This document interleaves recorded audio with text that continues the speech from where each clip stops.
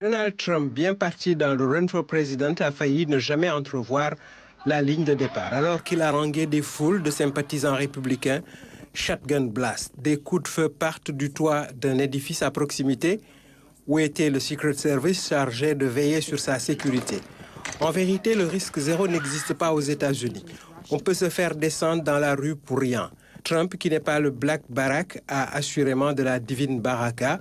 Il s'en sort avec un bout d'oreille en moins. Cet issue qui aurait pu être fatal, il va en faire un argument de campagne. La dernière fois qu'un président américain avait échappé au pire, c'était en 1981.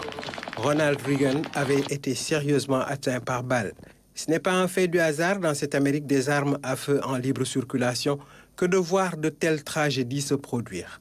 En plus des folles tueries de masse, de grandes personnalités sont la cible d'individus aux motivations douteuses. Dès 1835, le président Andrew Jackson est pris à partie par un déséquilibré qui n'arrive pas à réussir son coup malgré 2 pistolets chargés mais enrayés.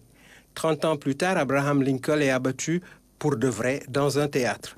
Cette tragédie fixe le repère initial sur la liste des présidents assassinés au cours de leur mandat. En 1881, c'est au tour de James Garfield de tomber. 20 ans après, William McKinley le rejoint au territoire des ombres.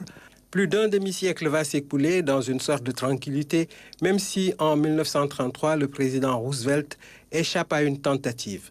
En 1963, le 22 novembre, un peu après 12 heures, John Fitzgerald Kennedy est abattu en direct à la télé dans sa voiture décapotable. L'image d'une Jackie aimante au secours de son handsome affalé a fait le tour du monde. La commission Warren mettra des années à enquêter et à produire un rapport de milliers de pages. Son frère Robert va suivre dans le caveau familial 3 ans plus tard, après une victoire aux primaires démocrates de Californie.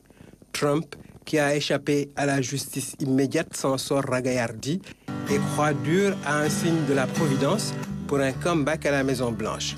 Joe, le dormeur compatissant, n'a qu'à se réveiller, et vite.